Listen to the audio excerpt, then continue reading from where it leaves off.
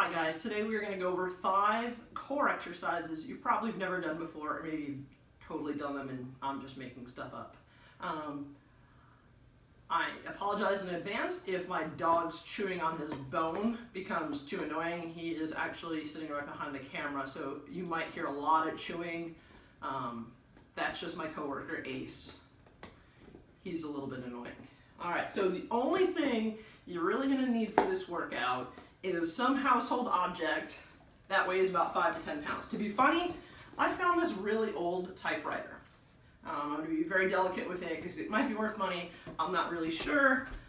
If you have an exercise band loop, that also could be used later. And your water bottle in case you're thirsty. Alright, I'm going to move my typewriter out of the way and we're going to lay on our backs and we're going to start with dead bugs. Dead bugs, or as I like to refer to them, dying bugs, because dead bugs don't actually move, are often done really fast and people say they're super easy. So the keys here are making sure that our back is flat. So our ribs, the front of our ribs, are going to line up with the top of our hips. So that automatically makes me feel like my ab muscles all just turned on. After I get that position where I couldn't even put a piece of paper in, I'm going to lift my legs up to a 90-90 position and then bring my arms up. Alright, so maintaining that, I already kind of feel my abs working. We're going to slowly reach opposites away, bring them back before we go the other way. Alright, I'm going to close my fingers because I'm hitting the wall.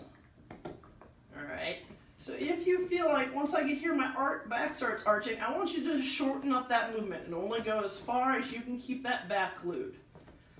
We're going to go 10, 4,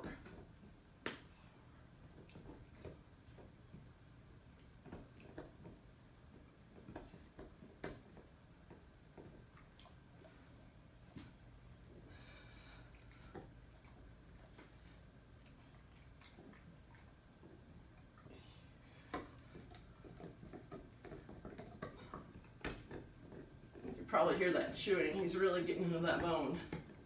Alright, there's 10 there for me for dead bugs. Then we're going to move into a pullover. So a pullover is related to the dead bug. So I'm just going to set this on top of me for now. We're going to get into that same position. I'm going to pull my ribs down, my hips forward so my back is glued into the ground. I'm going to take this, holding it nice and firmly, and bring it up over my chest. I'm going to bring my legs up into that 90-90 position and hold them steady. And keeping that back flat, we're going to reach over and lightly touch the object to the ground and bring it back up. You may also feel, let's see if I can balance this on one hand, a stretch in your lats or your shoulders / upper back. We bring that weight over, that object over. You can use that stretch. If it's painful, don't go that far. All right, and then if we need to make it harder, keeping that back flat, we can just bring our legs out further. So we're going to do 10 here. 2. Nice and slow. 3. 4. If you want to add an extra touch, breathe out when you're reaching.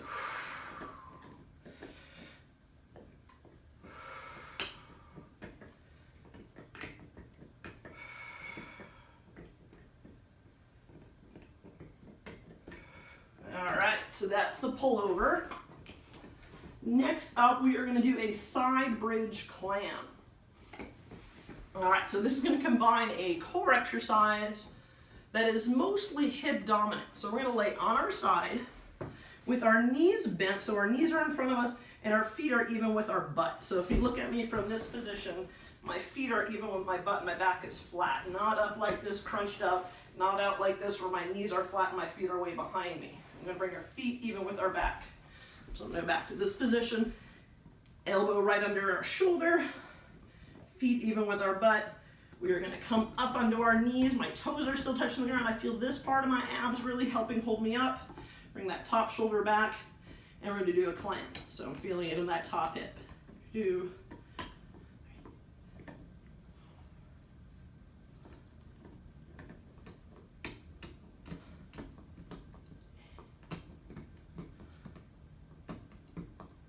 And then we're going to flip over and do the other side. When I do the other side, I'm going to show you what happens if we add a band. So if you have an exercise band, we're gonna put it around our knees.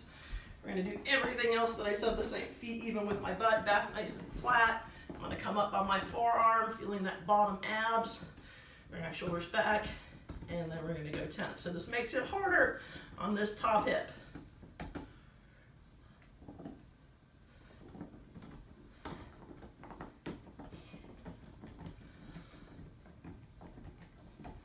All right, so we hit both sides of that. We're going to take the band off, and we're going to strengthen our abs, not laying on the ground.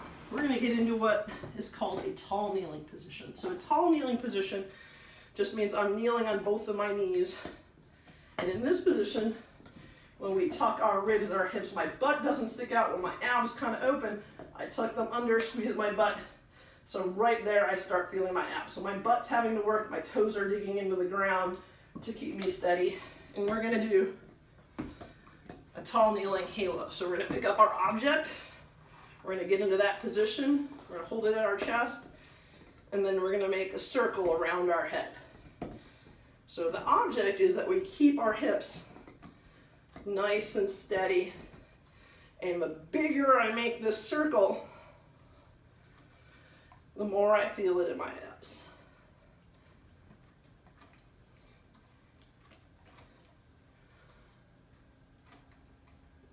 All right, so that's 10 one way. I'm gonna go to the side so you can see me keeping my butt nice and tight, my hips tucked in. I'm gonna go to this way. You may also feel that your shoulders and your arms kind of feel it stretch because we don't get our bodies moving with our hands over our heads quite that often. It's a nice benefit from this.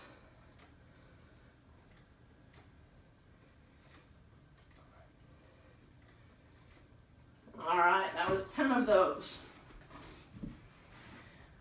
Side note, if these are all new to you and you've never done them before, don't be surprised if you feel like they're easier right now, but tomorrow you're like, wow, my abs are really sore and I'm sore in places I've never done. Anytime we start doing a new type of exercise, something our body is not used to, we run the risk, and risk I'm going to put in quotes, it's not like we're going to die from this. We run the risk of having an increased soreness. So it just means that muscles that we haven't been using very often have worked, and they're like, oh my God, I don't know what just happened, but I got to work and now I'm kind of sore. I'm going to get really stiff now and protect myself.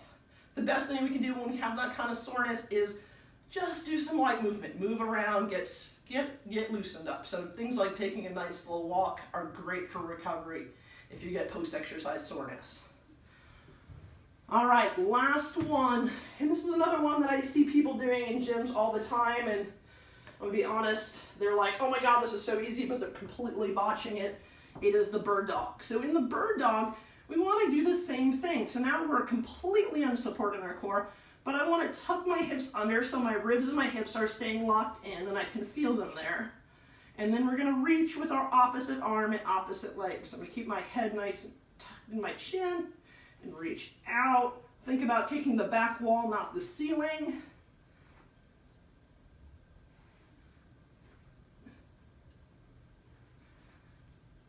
And if you find that you're really unstable, you can do it like this segmentally. So we're just going to go arm, arm, leg, leg.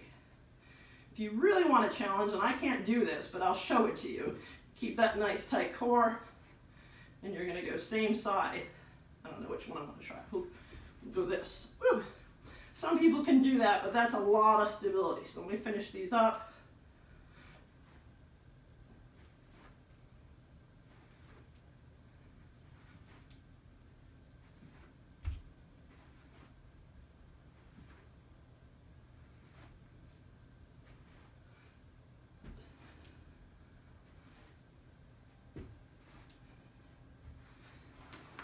All right, that is it. 5